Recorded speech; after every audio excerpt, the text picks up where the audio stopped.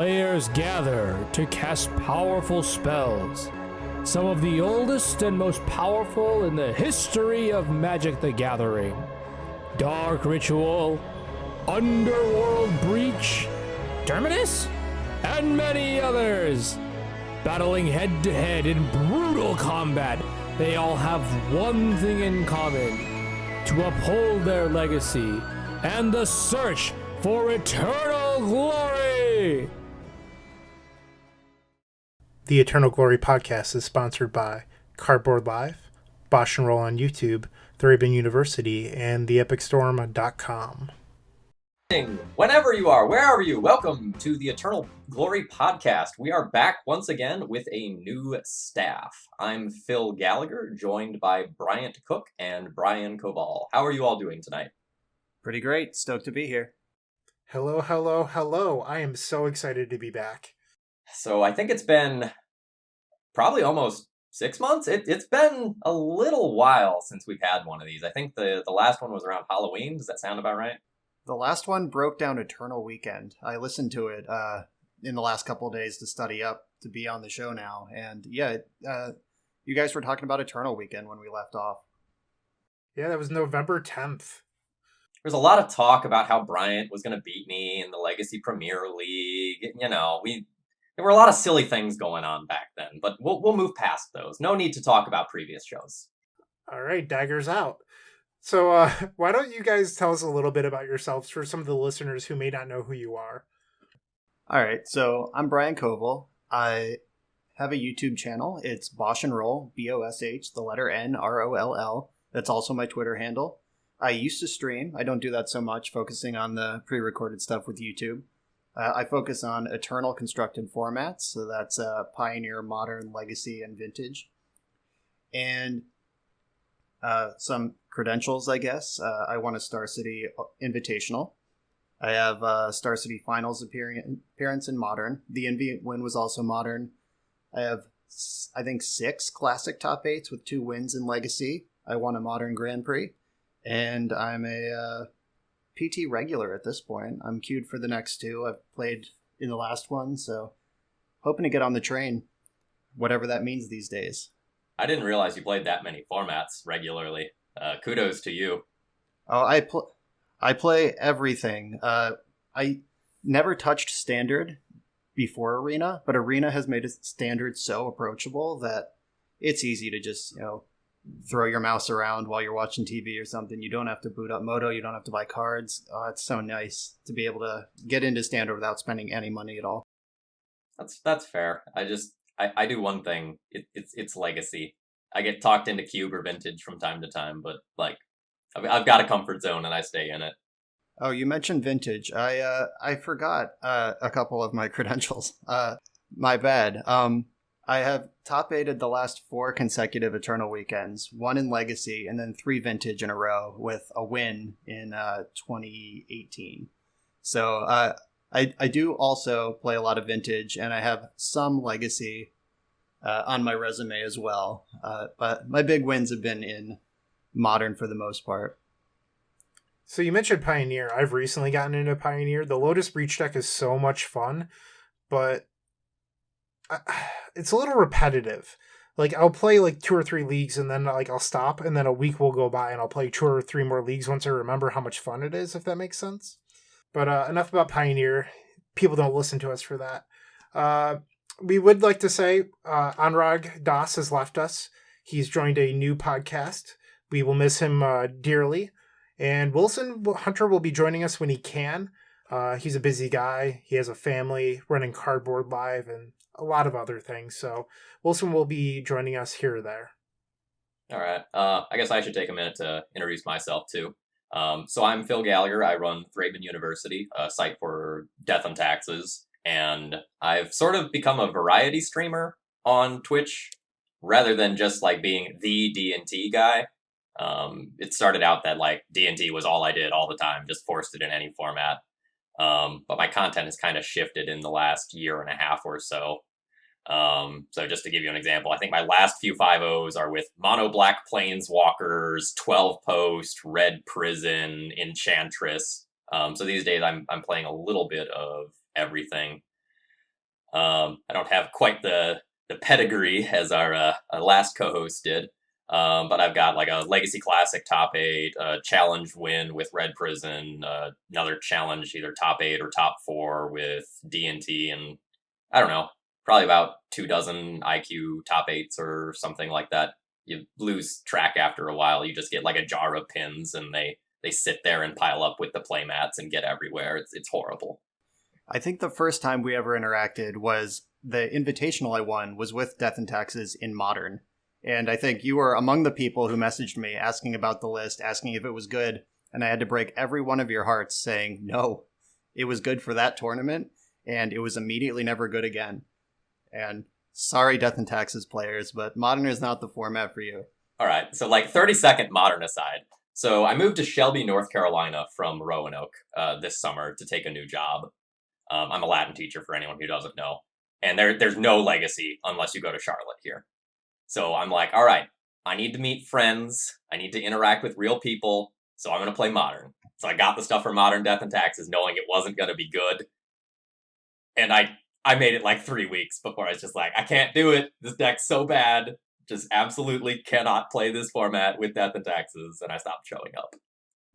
All right. So why don't we... I would like to take a moment to give a special shout out to Phil Blackman at Force of Phil on Twitter, who is also part of the Eternal Durdles podcast, who is our editor. He does a terrific job, and we recently gave Phil a raise. Wilson Hunter did not approve this message, but it's not my money, so... And on that note, thank you for everyone who has chosen to donate to this podcast. We really do appreciate it, and your money is going to go towards things like hosting and the website and all that jazz. So, Bryant, you have the list of people who have donated between the last episode and this one. I do. Henrik Korkok, who's also a fan of the Epic Storm. Marshall Arthurs, who's a former teammate of myself and Brian's. We did a team open about a year ago. How'd we do in that tournament, Brian? It was bad. We went 3-3. Marshall, I think, went like 6-0, and the two of us couldn't scrape together wins. Yeah, we each went 3-3 individually, but like at the wrong time. I guess that's not possible because if Marshall was 6-0, we must have like just split it all wrong, where you and I would win in the same match and then we'd lose at the same time. So yeah, Marshall was an absolute beast, but I was on Is It Phoenix in Modern at the height of its power, and you were on the Epic Storm, obviously, and you just ran into Chalice and Trinisphere all day, and I couldn't buy a win with the deck that would eventually get a card banned. So that was a weird weekend, but thanks, Marshall, for remembering your teammates. Yeah. Marshall listens to every episode and messages me. He's a great listener. I really appreciate all of his donations. And then fan favorite Dick Fisher, his donation even had a note begging us to come back. And I want to say this was like in December. So, Dick, we are finally back. We hope you still listen. But in general, thank you everyone for your donations. We greatly appreciate it. Most of it goes towards paying for our editing. So if you like listening to us, that's where the money goes for a majority of the cost. So once again, thank you. So what's coming up in the world of Legacy? You know, what do we have to look forward to play in, that sort of jazz? I know that my eyes are currently on the 20K in Missouri in about 3 weeks. I want to say it's March 21st. I bought a very, very expensive plane ticket there. My plane ticket was $525, and the weekend before and after it was like $225, and I couldn't figure out why that was. Oof. Must be some like concert or something in the area or something. Who knows? The day that Legacy players are causing prices of real world stuff other than just pieces of cardboard to change, that's when we've made it. To be honest, I don't even know if like Legacy influences card prices, to be honest. Like if it does, it's barely. Yeah, I don't know if you've ever tried to get an Airbnb near a tournament venue with less than 2 weeks notice, but Magic players can definitely affect the price of real world things. Probably not a plane ticket, but definitely lodging. Maybe the airline's in on it. Yeah, does Jeremy own the airline? Is that how he pays for all this?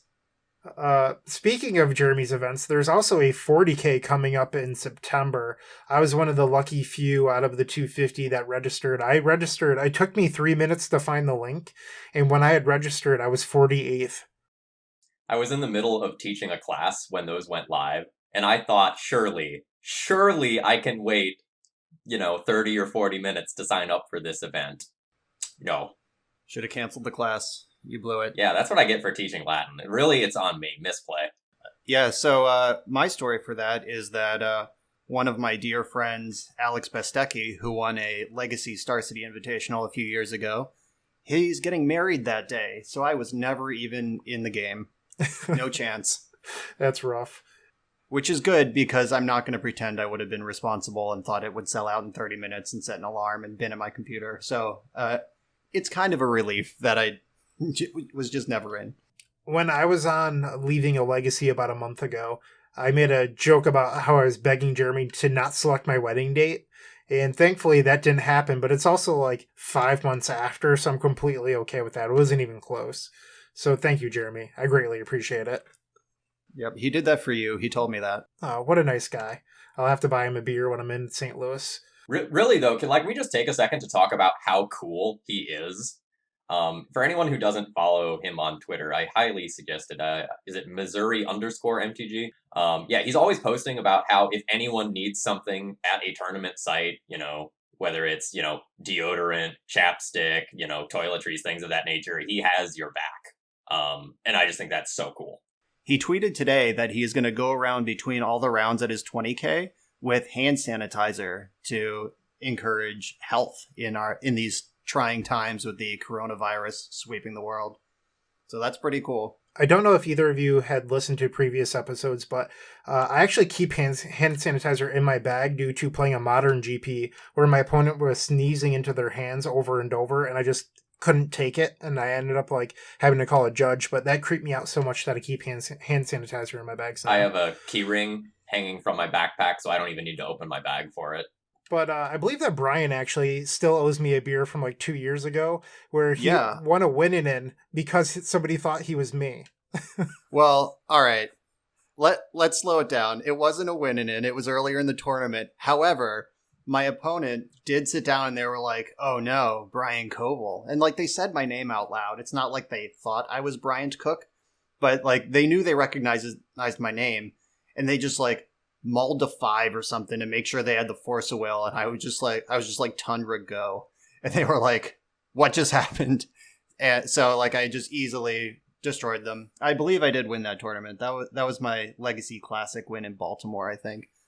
So yeah, I do owe Bryant a beer, though the last time we hung out he sort of slunk away in shame into the night after we bricked off with our nuts team at that Star City Open.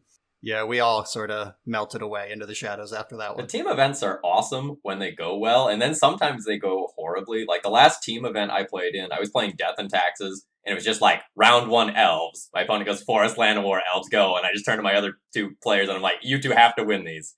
And then round 2, my opponent belchered me on turn 1 2 games in a row.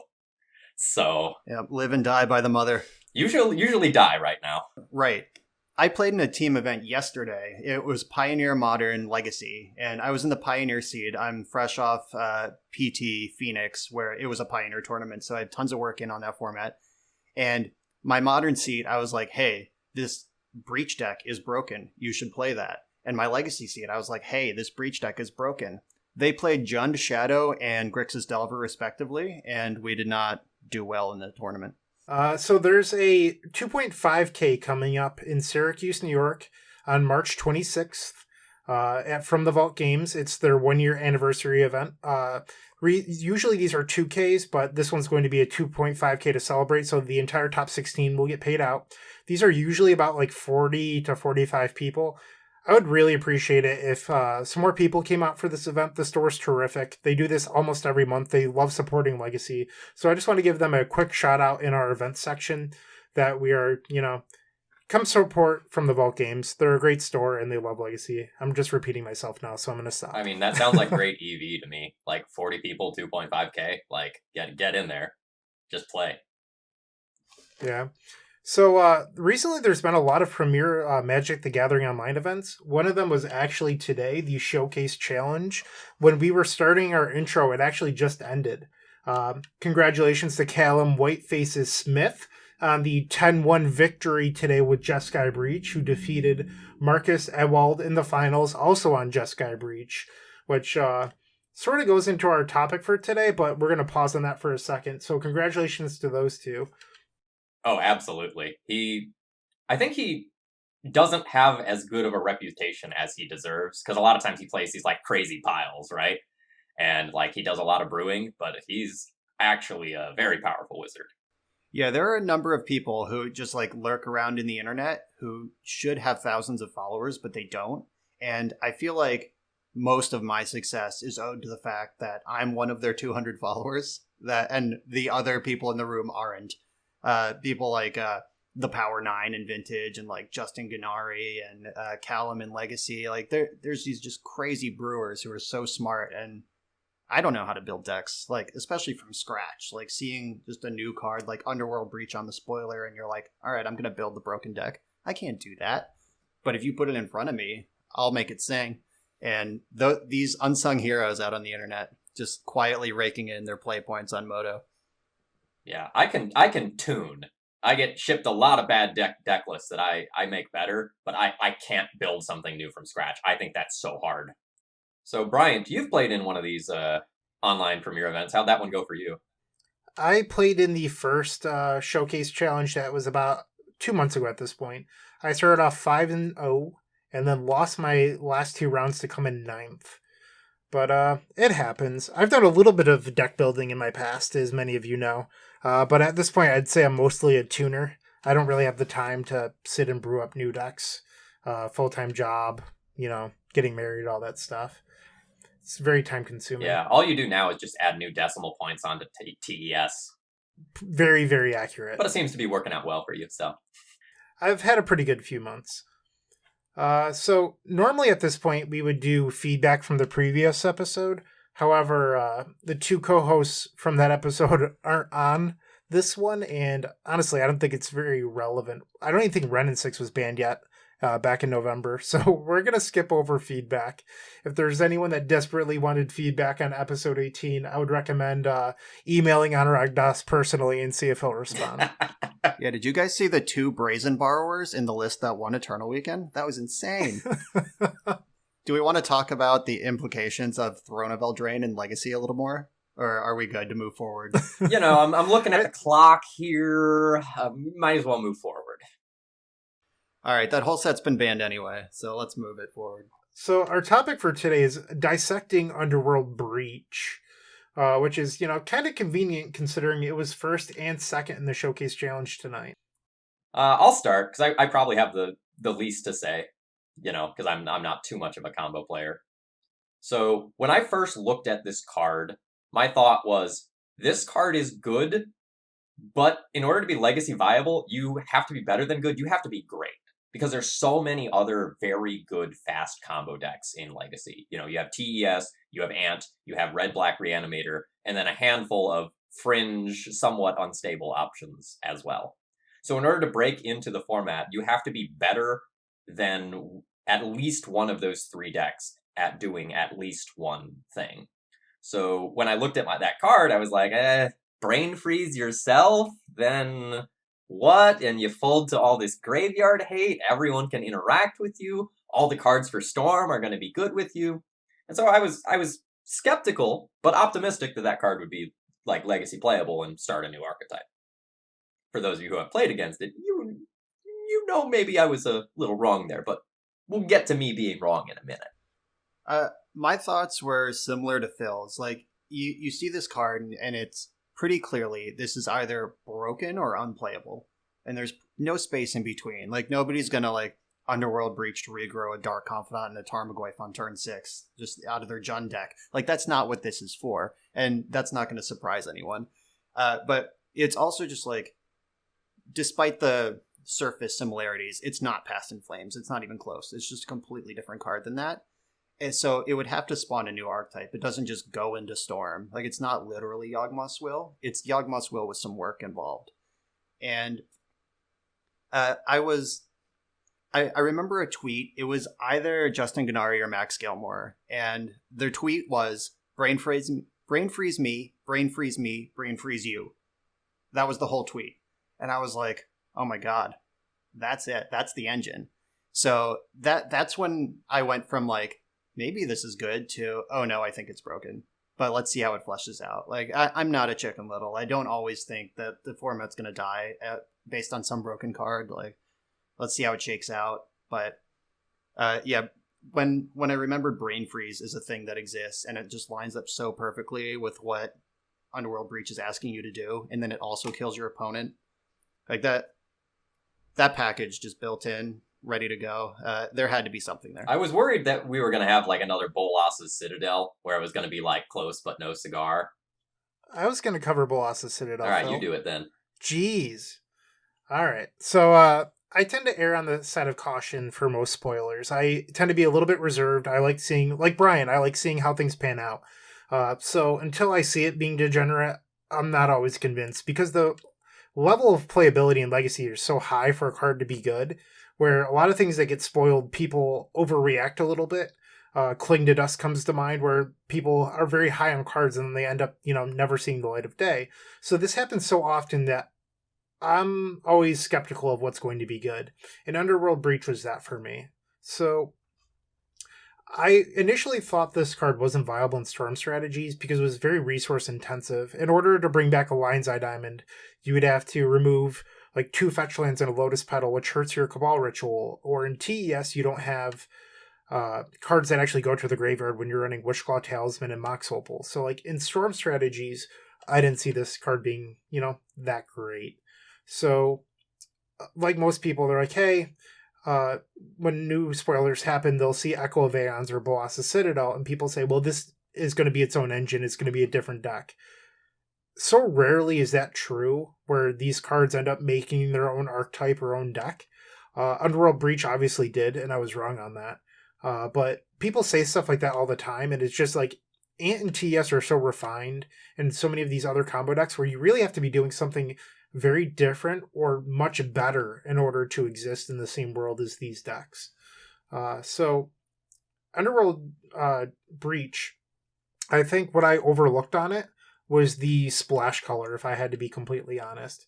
So I didn't see the Silence or Orum's Chant effect in the deck. So when I made my initial judgments, I wasn't thinking about how you would have protection from things like Abrupt Decay or Surgical Extraction. So a lot of my earlier comments were regarding, I think this card's like pretty weak to Graveyard Hate. I wasn't thinking that they were going to be playing TES tech from 2009. I think no one saw coming how good the sideboard cards and some of the main deck cards were going to be for this deck. We're going to get into that a little bit later when we talk about like fighting against the deck. But the deck just does absolutely disgusting things with Wear Tear, Swords to Plowshares, Serenity, and the main deck Orum's Chance. It's just insane. Yeah, I'll echo all of that. The all of the original lists that were coming out, like when Theros was dropped, they were all Grixis because those are the Storm colors, right? Like obviously, and people were like arguing over like, the Grixis Storm mana base is already solved. Like, what are you doing with Prismatic Vista? Like, those were the discussions happening. No one was talking about, let's play Tundra. So it took a quick right turn and got a lot better as a result. So I know that Phil disagrees with me on this a little bit, but out of the gate, I thought the deck didn't have a good secondary plan. So when you look at Ant or TES, they both have secondary plans if their main plan doesn't work. And all of the Underworld Breach decks had 0 backup plans, even in the sideboard. And then there was a couple lists that played like 2 Monastery Mentor in the board. And I think Mentor's fine. I don't think it's insane out of a deck where its main plan is so good it can plow through hate. So I'll often see people with like a screenshot where they had Leyline of the Void and Chalice in play. And then they're like, guess what? I lost. Because that's how good this Underworld Breach deck is. So I'll write a love letter to Mentor. So in paper events at my local store back when I was playing at like the Star City brick and mortar store in Roanoke, I played Tin Fins a lot for funsies. And Tin Fins always had the man plan in the sideboard, where you would board in like 4 Dark Confidants and like 4 Mentors and just like completely ignore the graveyard that everyone is expecting to hate you out with. And that plan just like gets so many people.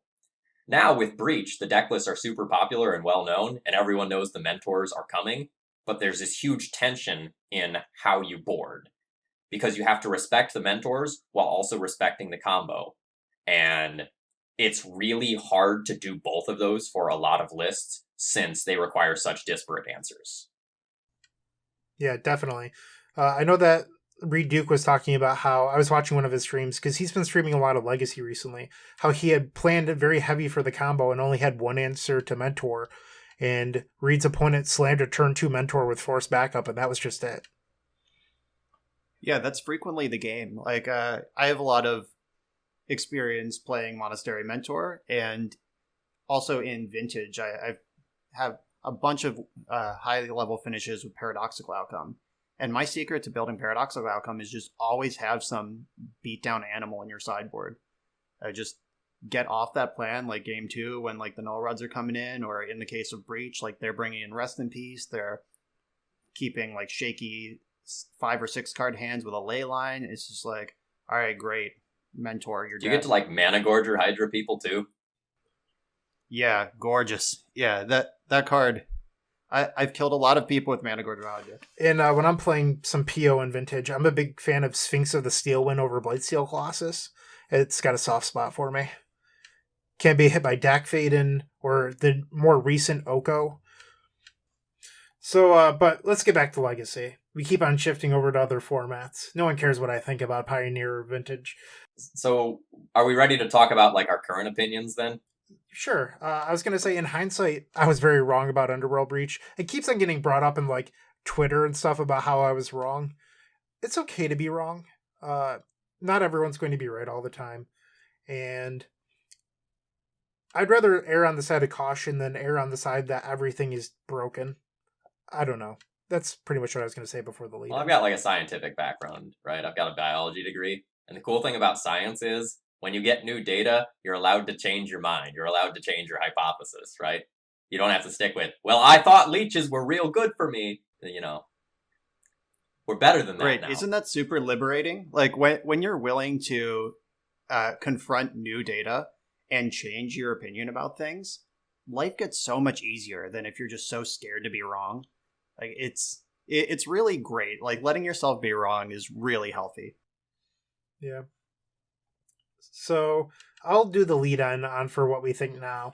I think Underworld Breach is by far the best deck in Legacy. If you check out the front page of MTG Goldfish for the Legacy section, Jeskai Breach has overtaken Delver, and I say Delver with air quotes because they have combined both Grixis and Blue-Red Delver into one archetype, and Jeskai Breach has overtaken the entire Delver archetype at number 1. That's how good this deck is.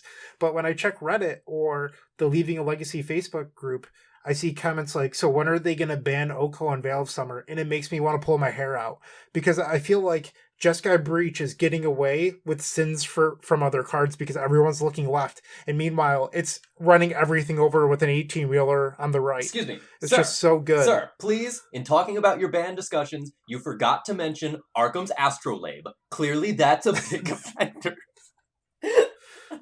Yeah. I don't know. It's just like Jeskai Breach is so good. And like I mentioned, I think white is the real difference maker. I think the just straight blue-white or the blue-redless urn is good. Savine's Reclamation, getting back both LED and Breach if you brain freeze yourself, is an incredible line that I think whoever found that is a genius. It reminds me of the old High Tide days, Solidarity, where they would brain freeze themselves into Flash of Insight, exiling a bunch of cards in their graveyard, and then finding the next piece they needed. Like, it reminds me of that, which, like, fills me up with a little bit of joy, but at the same time, I realize that I'm probably dead the second this happens to me. So, you know, it's a little bit bittersweet. It is egregious that that deck can win via combo through a Meddling Mage on Breach. Yeah, it's pretty cool.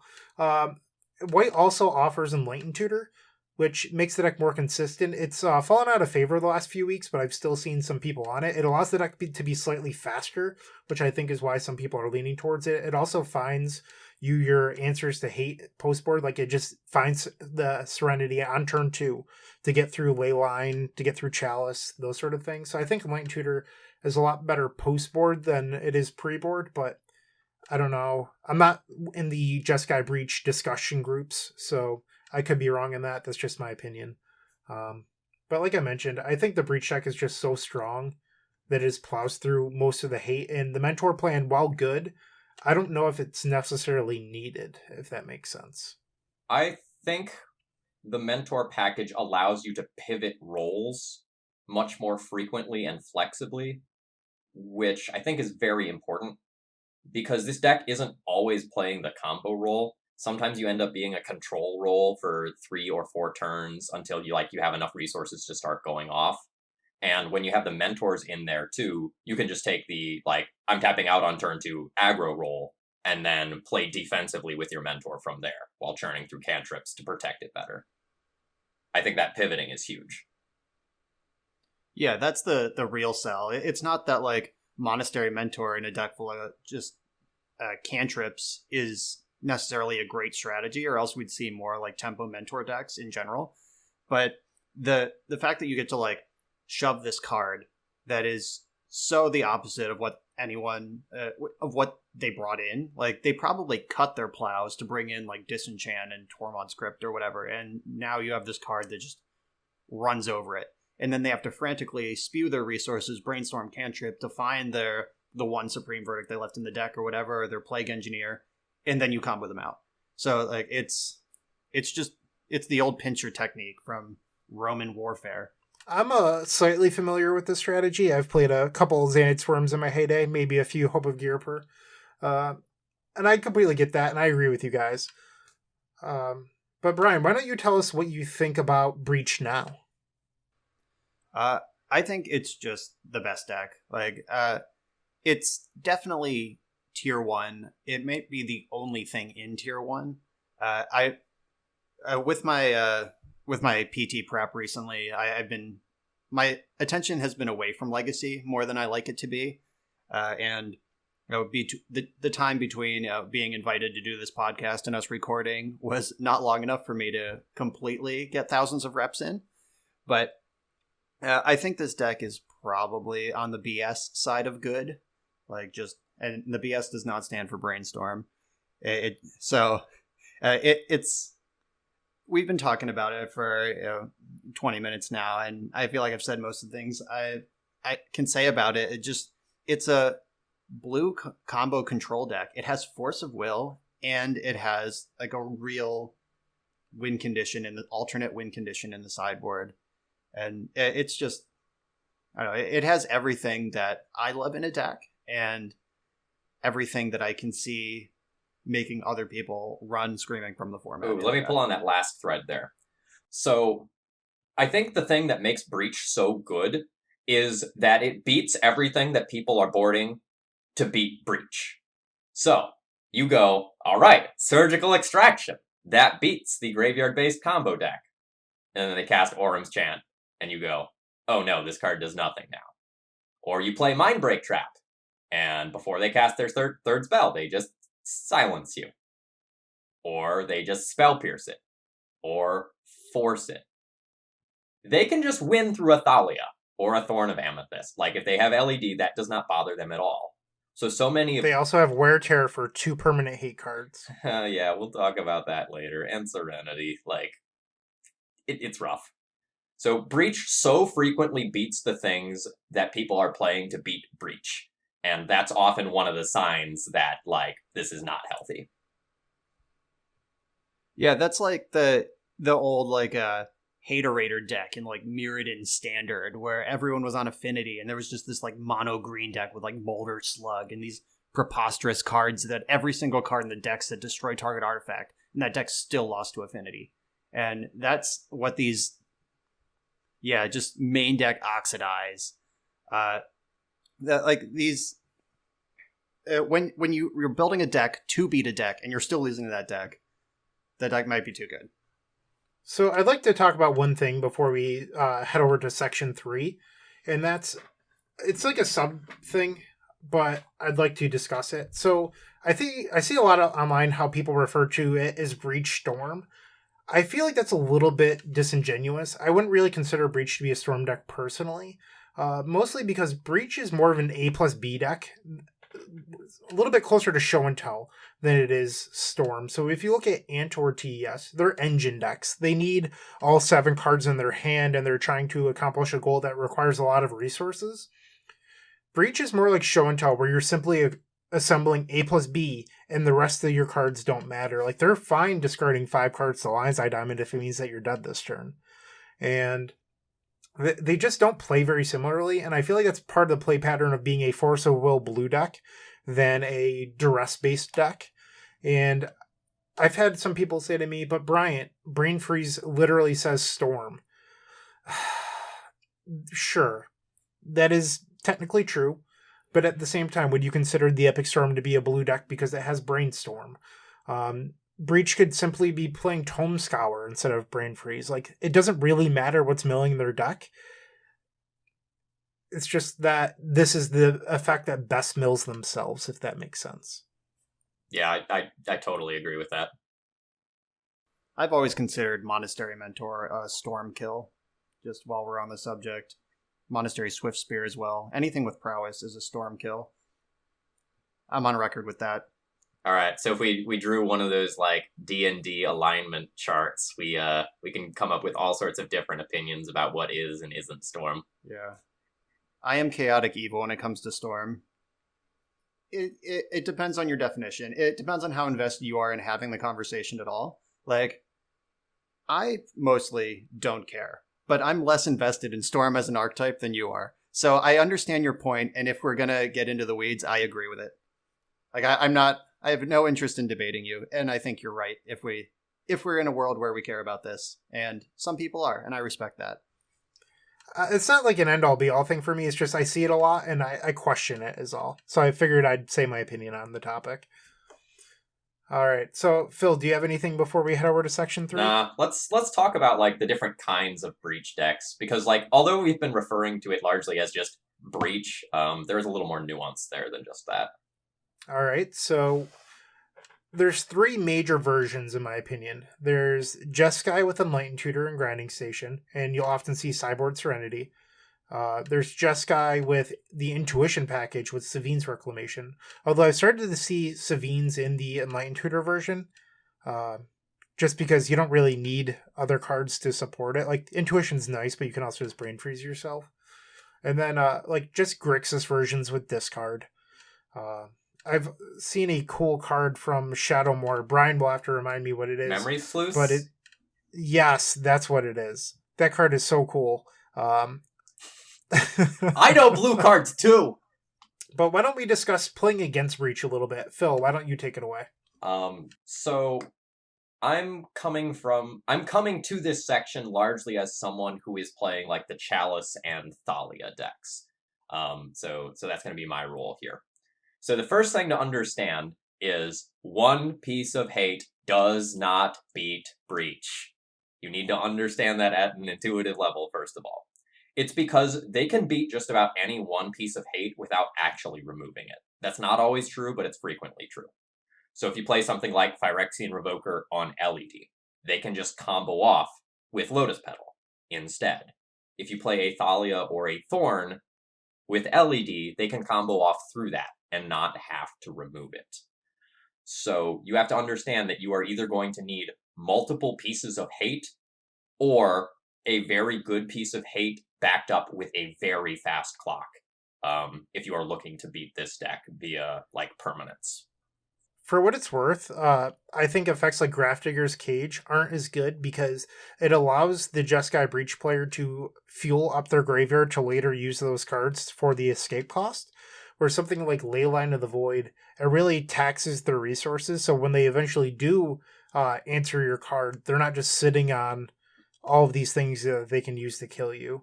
But you also brought up something that I think is pretty interesting, which is creatures against Breach. They're a lot harder for the Breach deck to answer, at least traditionally. So the first list didn't really play a whole lot of answer to creatures aside from the sideboard Swords to Plowshares. But recently we've been seeing a couple like lightning bolts in the main deck.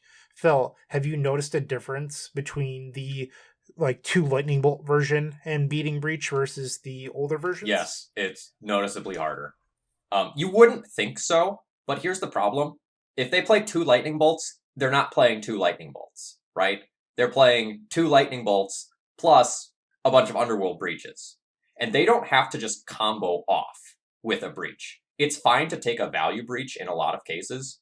So, like, let's say you have, I don't know, a Thalia and a Revoker, like you're playing Death and Taxes or something, right? They can bolt one of your creatures, cast a breach, bolt your other creature, play a cantrip or 2, and set up to just go off again. And then they don't have things like Thassa's Oracle clunking up their hand. The bolts are very good, and they're just a win condition too, because once you have a breach and you've milled yourself, you can get a deterministic lightning bolt kill if for some reason the mill kill isn't going to work. Which is true against like something like 12 Post that's playing Eldrazi. Yeah, I think that adaptation was a huge improvement to the deck. I always thought that Thassa's Oracle was a little cute, and this just seems a little more go for the throw. It's also a lot more versatile. And if you're a deck trying to beat hate, why not play a win condition that just beats the hate for you? Yeah. So talking about other types of hate, Chalice of the Void is very good against Breach, but it's weird because Chalice is good on 0, 1, and 2 in the matchup for different reasons, and like each one impacts the game differently. But Chalice just sits there, and Serenity and Wear Tear become a huge problem. So that if you're looking to beat Breach, you really want to play cards that play around Fused Wear Tear. So like Leyline and Chalice often gets caught by a Fused Wear Tear or a Serenity, and you lose out on all the hate that you have for one card, and it's brutal. So something like Collector Roof plus Leyline of the Void, for example, would be a lot more efficient. Yeah, or like a Chalice plus Scab Clan Berserker.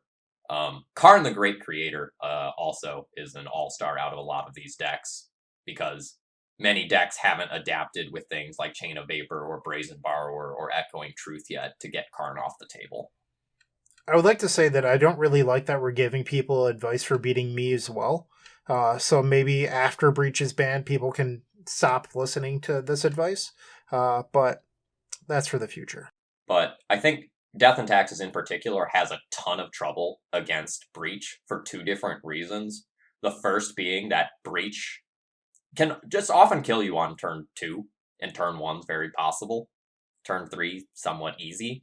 So, like, the combo speed is difficult, and Breach is very good at answering permanents. Wear Tear, Swords to Plowshares, Serenity, sometimes even more than just that, when you count the lightning bolts as well. So you're often not safe if you keep a hand that has, like, a Deafening Silence to start with or something like that. It's just not enough. So, Brian, why don't you tell us a little bit more about like the stack-based ways to interact with Jeskai Breach? All right, so as the resident blue mage, counter spells are not reliable against Breach because we keep bringing up Orm's Chant, and yeah, that's still a problem. Disenchant effects, like even Abrupt Decay, actual Disenchant, your own Wear Tear is also unreliable for the same reason. They can just check you with a Silence, check you with an Orm's Chant, and you have to counter that because it's do or die. So, like, worst case scenario for them, it's like Thoughtseize. Like they get your Flusterstorm or they get your whatever, your counterspell, and then they can decide, like, are they resource low enough to just go for it anyway, or do I just want to sculpt another turn now that I'm ahead on this exchange? So all the traditional ways we have to fight combo are unreliable. They have their own counters as well. They are a Force of Will deck. Graveyard Hate, if you're going to play it, has to be lights out. Like, you need Rest in Peace or Leyline. The soft hate, like Crypt, Cage, Surgical Extraction, Fairy Macabre, if that's your thing, like those are not good enough. And the reason is, like, the Surgical gets hit by the same silence effect. Bryant just said this moment ago, but like Cage lets them build up their resources. Like every brainstorm now is a third of a card later when they figure it out, when they navigate your hate. Crypt, they can sort of like dance around the crypt, like find a point where it's scary enough they have to bomb you and then you just win. Like Dredge has been playing through Tormod's crypt since the beginning of time, and a crypt isn't good enough unless it's backed by a clock, which is what you need here. So you need good, like rock solid hate and a clock. If you're planning to win with like food tokens turning into elks, like making a 3/3 every other turn, that's not good enough. If you're planning to like find the one and treat the angels somewhere in your 60 cards, that's not good enough. You need Delver of Secrets, you need Monastery Mentor, Tarmogoyf, Vendilion Click, Batterskull. Like you got to get in there. You got to end the game once you have the room to do it. And then, like we talked about earlier too, like they're going to sideboard in mentors against you. So like you don't get to do like the cut all my plows, cut my Supreme Verdict, bring in 10 hate cards that you want to do against the combo deck. Like you have to have that Plague Engineer still in your pile. Like you have to have those Supreme Verdicts still around just in case. Like it's a tough spot to be in as a fair blue deck. And I think even a lot of other decks that are trying to have stack-based interaction are similarly failing. So I played a league with red-green lands the other night, and I passed with like crop rotation up. And they started to combo off, and it's like, all right, I'll crop rotation, and I'll just spell pierce it and move on. So I'd like to point out how Brian said he was the resident blue mage, which means that combo decks are not blue decks. Just throwing that out there. But joking aside, from the combo perspective, it is terrifying facing Jeskai Breach. One, they're just as fast as you. I've kept hands where I've had a turn 2 with the discard spell. My discard spell gets forced, and then they kill me on their own turn 1. That has happened to me. It's very scary because it's just Lotus Petal, Breach, discard my Lion's Eye Diamond. And for the versions, the version that actually did this to me was playing Thought Scour. So they scoured themselves until they hit the Brain Freeze, and then I was just dead. So that's kind of interesting because it's not always Brain Freeze. Thought Scour is interesting. It's like a bridge. It's not always the best card in post-board games, but I think it's interesting to say the least. I have some thoughts on that. So I think Thought Scour helps you to combo as quickly as possible, whereas something like Predict or more copies of Intuition in those slots make you better apt to grind. So it's kind of one of those deck building decisions you have to make. How fast do I want to be versus like, oh, my opponent has made me discard 6 times and I need to like claw out of that or something. Yeah, that's always been a question with combo decks is speed versus consistency. But on top of Jeskai Breach being just as fast as Storm or other combo decks is, they do play these Silence / Ormstrand effects, which really changes the dynamic. Because a lot of the time, these other combo decks are forced to go all in, and then Breach just gets to answer them for a single mana. So you end up shooting your wad for no payoff. Meanwhile, they get to sit on 4 or 5 cards in their hand, and then just get to kill you on the following turn or the turn after. I've actually considered playing my own Silences and Ormstrands, but the problem is that Jeskai Breach has Force of Will, so that's not even effective. So they could try to go off with Lotus Petal and Brain Freeze, and then I would silence them, and they would just Force of Will my silence. So that's a real concern. Defense Grid. I know that both TES and Show and Tell both play Defense Grid, but it's just too slow.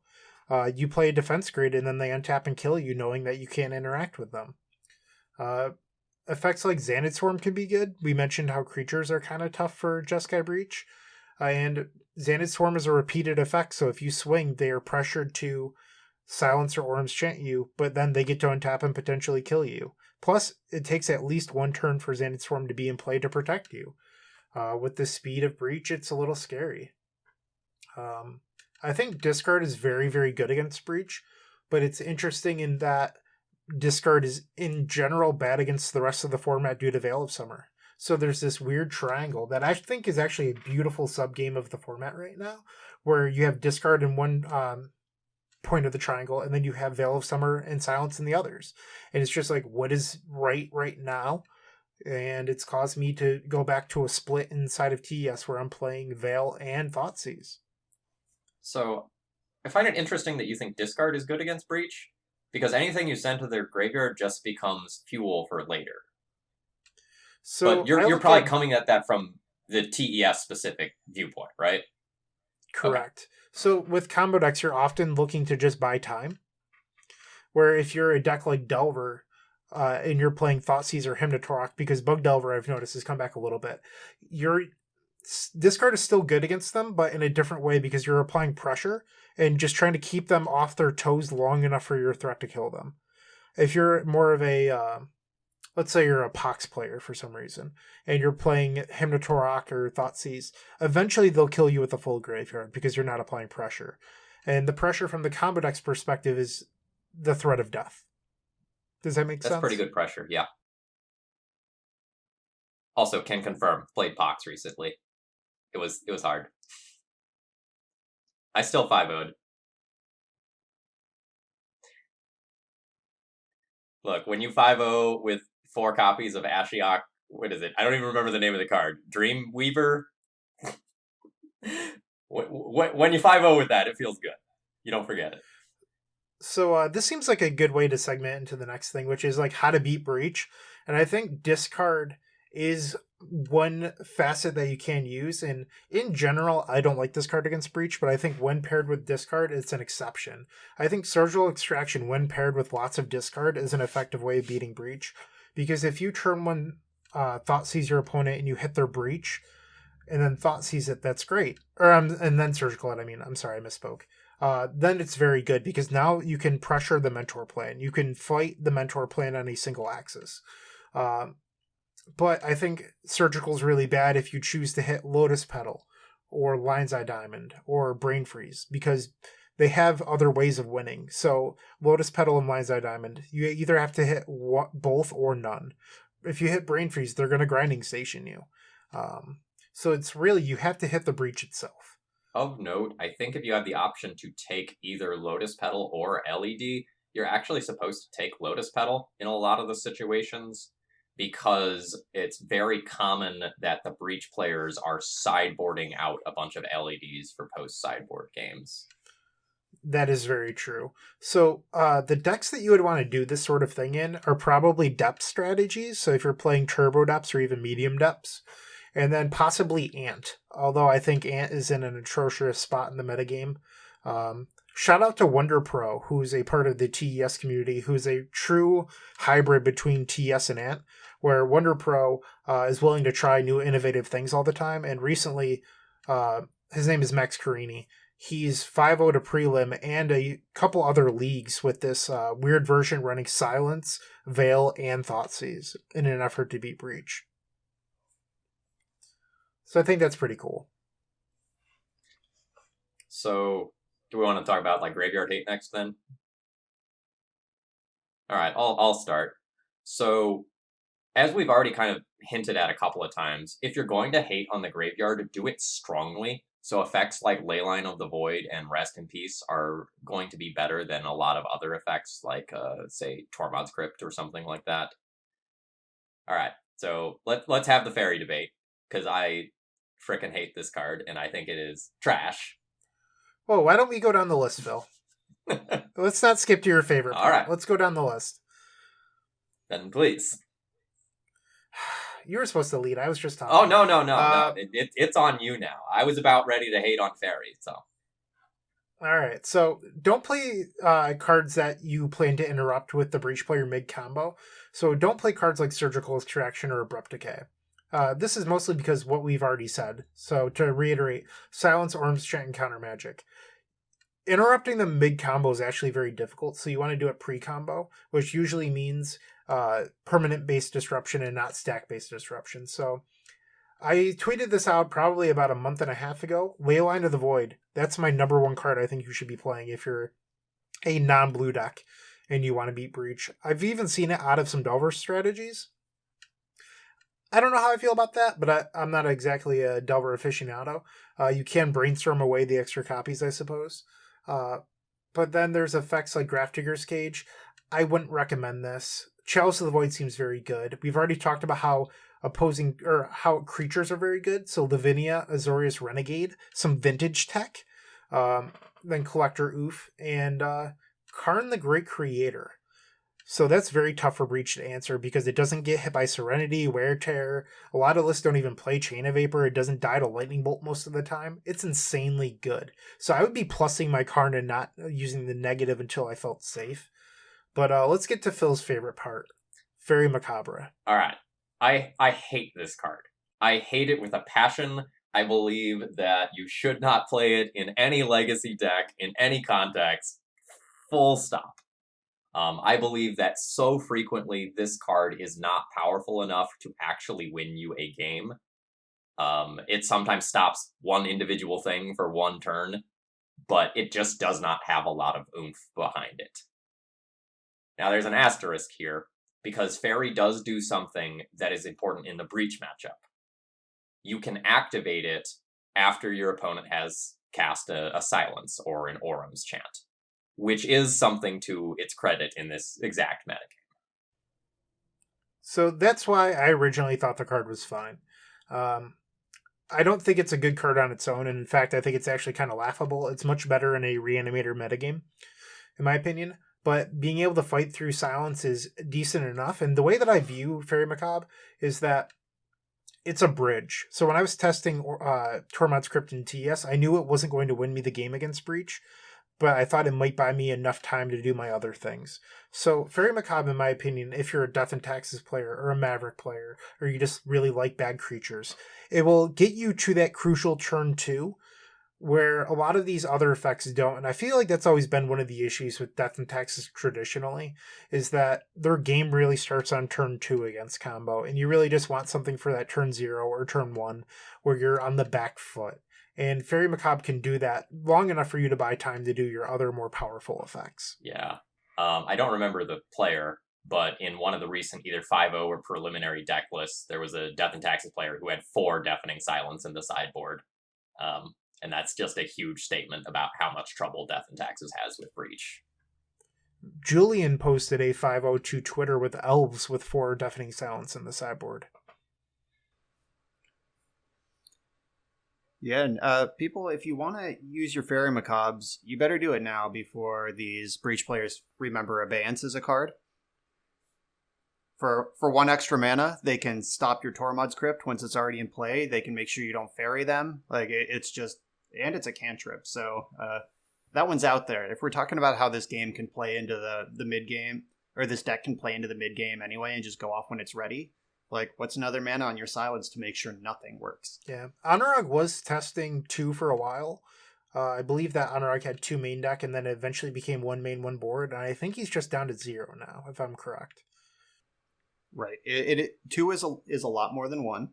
However, if the hate adjusts around Chant, Abeyance is a card that there is.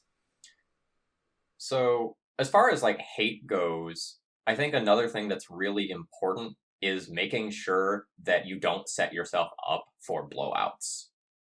So I've seen a lot of Prison players commit Chalice, Trinisphere, Leyline to a board, and then someone plays a Serenity, and everything falls apart.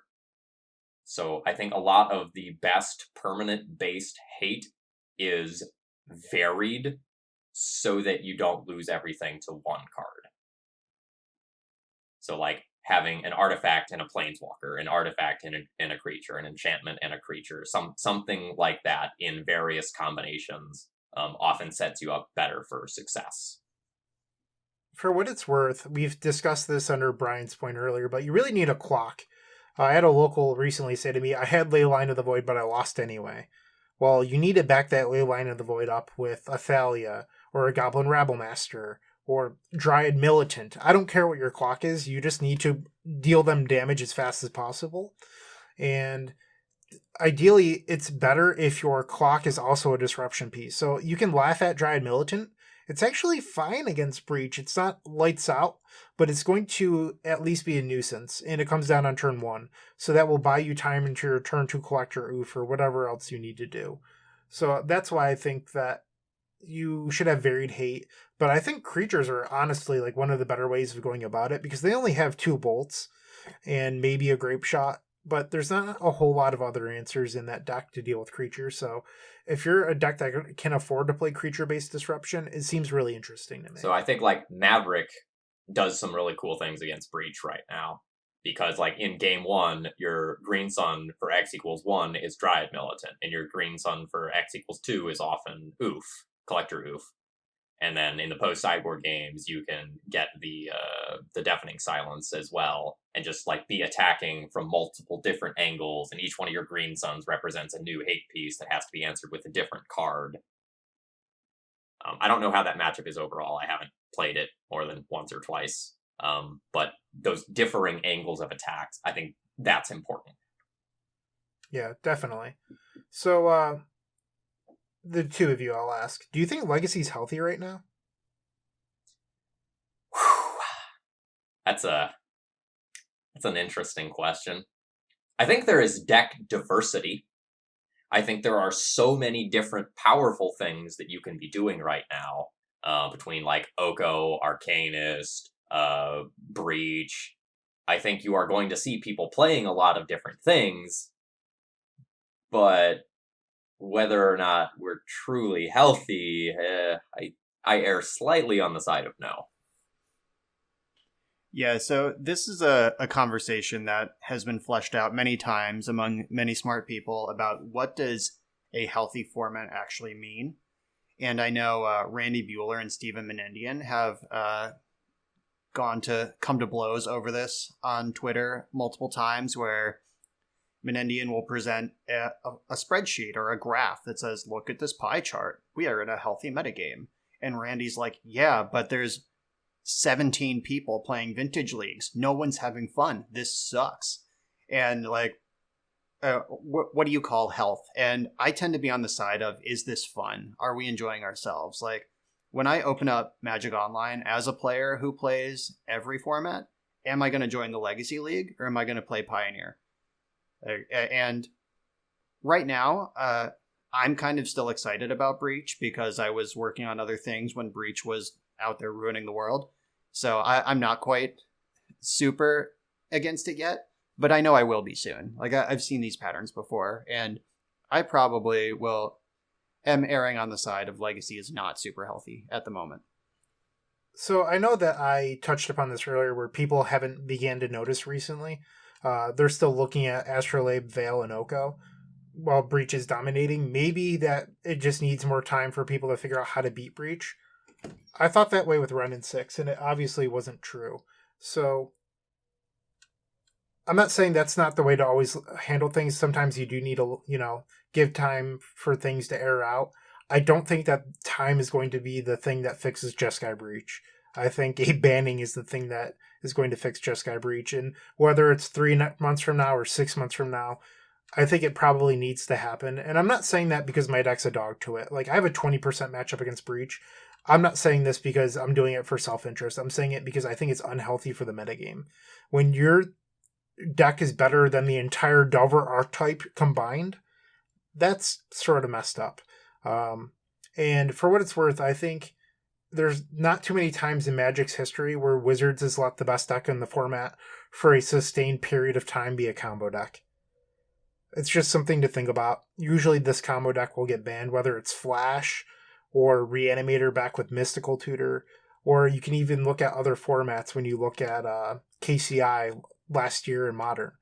If the best deck in the format is a combo deck, people tend to hate that format a lot more, and then they don't play, which is something that Brian mentioned. I think a big problem with the best deck being a combo deck is that it tends to completely invalidate like macro archetypes, not just like individual decks, but like decks of a certain nature. So if you cannot interact with Breach, your deck is not viable in Legacy right now. Full stop. So I played a league with red-green lands a couple days ago, and I played against Breach 3 times, and I 0-5'd that league. Like, playing my hardest, I just could not do anything to stop that deck. And I felt that a lot of my leagues with Death and Taxes have been similar. Yeah, the warp effect is another part of health, where it's like, we can beat Breach, but look at this sideboard I've constructed of 4 Leyline of the Void, 4 Fairy Macabre, 4 this, 4 that. Like, all these nonsense cards, and then I get paired against the guy who didn't get the memo, who's just on Grixis Delver, and I don't have a chance. I don't have a sideboard. Like, is that good? Like, there have been points in all of Eternal Formats histories where, like in Vintage, you just, like, if you leave the house with less than 7 hate cards for Dredge, you're flying by the seat of your pants. In the Pioneer tournament I played yesterday in my Inverter deck, I cut every piece of hate for every other deck and just played 15 cards for the Inverter Mirror because nothing else matters. And I don't think that's healthy. Like, that's an example of something where I think something needs to be banned. And if Legacy ends up in that direction where people are playing weird cards, like, I'm not a Maverick expert, but Green Sun Zenith for Dryad Militant doesn't seem like a line that they want to have access to. Like, is Dryad Militant a playable card other than in this specific I'll meta? have you know, I recorded a D&T league today with 4 of those in it. That's where we're at right now. So you're confirming my point. It's my point. Yep. It's real bad. Right. So I am a spreadsheet nerd, and I track all of my data. I have ever since the banning of Cincy's Divining Top. And excuse my dog who's sneezing right by me. I don't know if the mic caught that or not, but now everyone listening knows that I have a dog who sneezes. But what I found with my numbers is that I was at about 70% before Jeskai Breach hit, and now I'm currently at about 63, which is still pretty good. And I've done the math to average out like what my win rate would be if I didn't count all of the breach losses. I'd be at about 67, and that, 3% difference is people playing a ton of extra hate for combo decks. It's just like something interesting that I think about, and I don't know, I just figured I'd share that. Yeah, I think that's another good side point, is that if you are playing a deck that the hate for breach overlaps with, you've taken a hit recently. And that has really strange implications on deck choices. So, for example, if you're the Dredge guy in your local metagame, and now everyone is packing 4 ley lines, whereas previously they played like 1 or 2 worse hate cards than that, your life probably got a little harder. Their Dredge guy at my local shop just quit coming a month ago. Sounds about right. Yeah. RIP. Yep. That is the fate of all Dredge guys for eventually. And like, we're kind of, and then it's like, that shift, like, Storm overlaps with Breach in a way that is unfavorable, but then you have, like, Show and Tell. That is also a turn 2 blue combo deck with Force of Will, but doesn't care about its graveyard. It doesn't care about Fairy Macabre and, like, all this weird crap people are playing. So, like, now, then you get into this arms race at the top of, like, who can build the fastest, also blue, also combo deck that dodges the hate. And then the meta starts to get really weird and pointy up at the top, and in a way that isn't particularly organic or fun. So I'd like to point out that the Show and Tell decks recently are all Omniscience based, so the Silence or Orms chant plan from Breach is even good against that version, because you can allow Show and Tell to resolve and then just Silence, chant them, kill them, whatever. Not that you want to let it resolve, but if it happens to resolve, you can buy yourself a turn, if that makes sense. Yeah, to clarify, with the Show and Tell on the stack, you cast the Orum's chant so that they can't cast something off Omniscience. So I know that Phil has some pretty strong opinions on this. Phil, what do you feel like are the biggest winners and losers in this Jeskai Breach metagame? So, relatively speaking, it's a really good time to be a Chalice player, and this is often not true. But right now, if you are a Chalice player that also has Leyline in your 75, plus other non-artifact, non-enchantment hate, I think it's a good place to be. So you're seeing a lot of 12 post online. And this kind of used to be one of those like decks you played if you were like, man, I hate control players. I want them all to die. I'm going to cast something that goes way above their counterbalance. And now, like, Golos post is, I assume, relatively speaking, at a high in terms of, like, metagame percentage. So, like, I think it's a good time to be on those sorts of decks. Again, because, like, Karn is super, super good against Breach. Loam is probably pretty good, I don't have as many reps in as like someone like Mats would, but Mats is posting like a new 5.0 with Loam almost every day. So he seems to be having a ton of success with it. But I do think you need to back up whatever Chalice plan you're doing with a real clock. Okay, so I guess I'll go over I have a couple decks in my. I would agree that the prison decks seem like winners. I've seen a lot more Dragon Stompy recently, or Mono Red Stompy, when actually top 4 the showcase today. But I think two of the biggest losers that are subtle that people don't really consider enough are Miracles and then the 4-color control decks. Miracles has such a tough time beating Breach, and it's because Veil of Summer is still in their deck, but Veil of Summer is awful if in the, like I mentioned, the triangle before, between Discard, Veil of Summer, and Silence, or Orange Chant. So they're still stuck playing Veil of Summers because of the rest of the format. But on top of that, if they use a Force of Will on Orange Chant or Silence, there's not a whole lot left in their tank in this miracle or in this control deck that like doesn't really gain that much card advantage, because most of their card advantage is virtual between Oko and, you know, better card quality with cantrips. They're not actually doing a whole lot. So if they're using a Force of Will to stop Silence, that means they probably only have 3 cards in hand. And it's also slow. They don't have a clock. So like Brian mentioned, Rest in Peace is good, but they don't really back it up that efficiently because so many lists aren't playing Mentor. And 4-color control, they have very, very little actual graveyard hate. Like Nile Spellbomb is not acceptable. I don't care what anyone says. Yeah, unless your name is Stryfo, that card probably shouldn't be in your deck.